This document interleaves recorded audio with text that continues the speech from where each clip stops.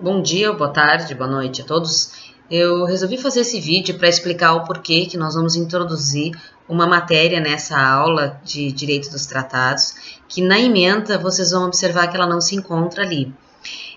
Pelo seguinte, vocês, a turma de alunos, tem uma turma que está fazendo Direito Internacional Público 1 e fará o Direito Internacional Público 2, que é onde a disciplina Direito, onde o tema Direito dos Tratados, ele é trabalhado.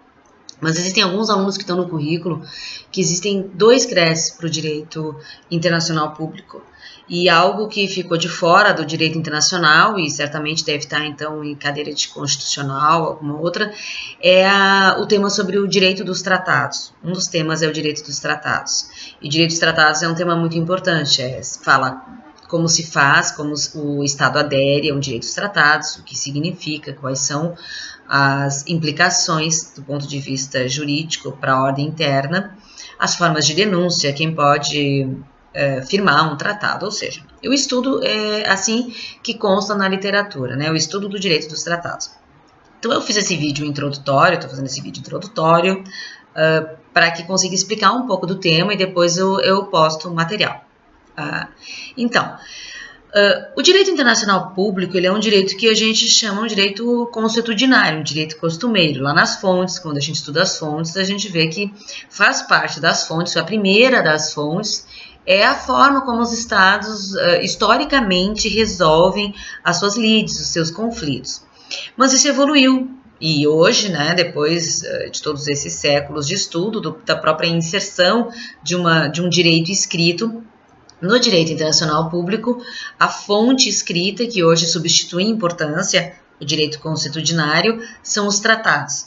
Os tratados por excelência, o documento que é firmado entre 2 ou mais estados, como a gente vê depois no material escrito, pode ser bilateral, pode ser multilateral, um tratado, ele é a fonte principal do direito internacional público, certo?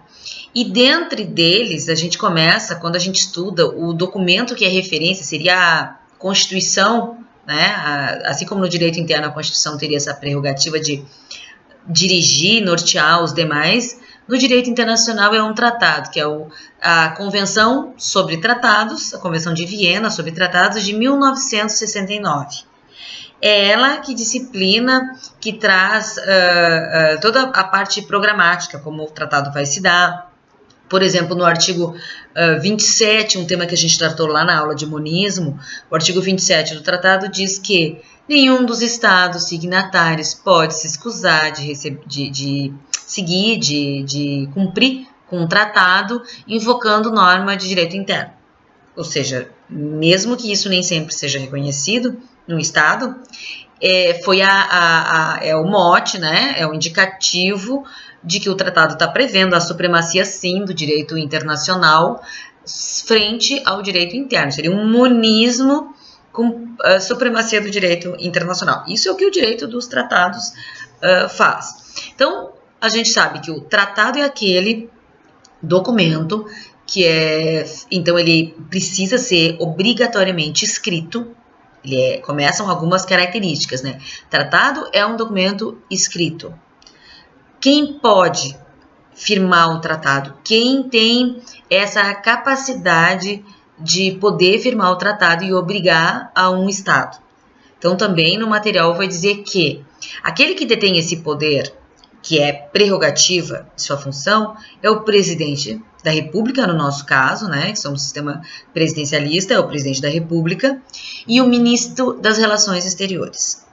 Fora os dois, eu precisaria, se eu nomeasse o ministro da Justiça, se eu nomeasse a Advocacia Geral da União para comparecer a algum ato, eu precisaria que essa pessoa apresentasse uma carta de poderes. Assim como a gente, advogado, eu apresento uma procuração para poder falar em nome de alguém. Nesse caso, eu precisaria. Ao presidente da República, ao ministro, não precisa, o ministro das Relações Exteriores, porque faz parte da função dele poder representar.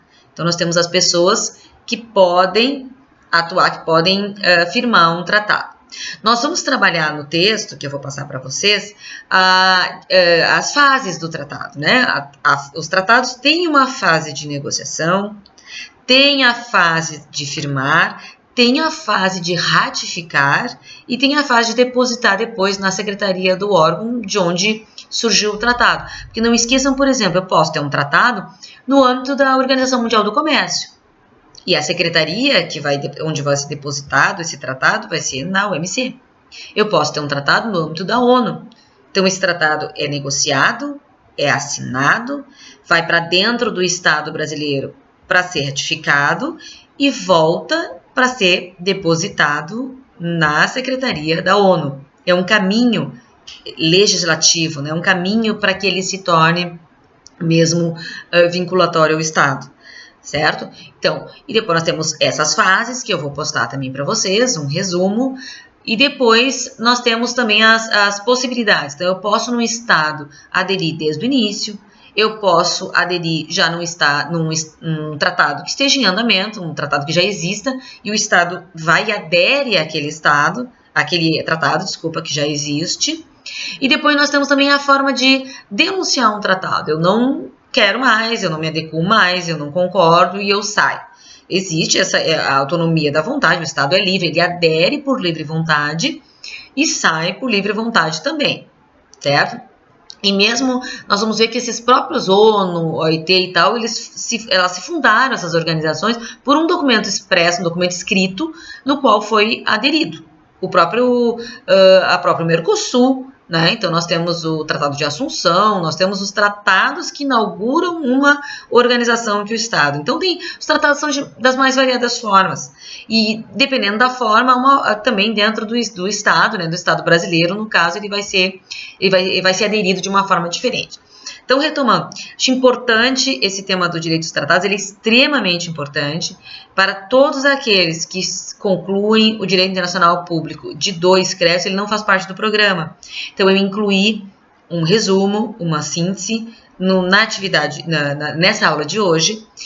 Tem uma atividade valendo 0,5 pontos, mas a matéria de direitos tratados não vai fazer parte da prova. Tá? Eu volto depois nas orientações da prova, porque ela é uma matéria que é do Direito Internacional Público 2, ok? Então, um bom estudo a todos, acho que vai ser um acréscimo. Quem verificar isso, quem tiver de novo no semestre que vem, não vai perder em nada, vai acrescentar, ok? Bons estudos a todos.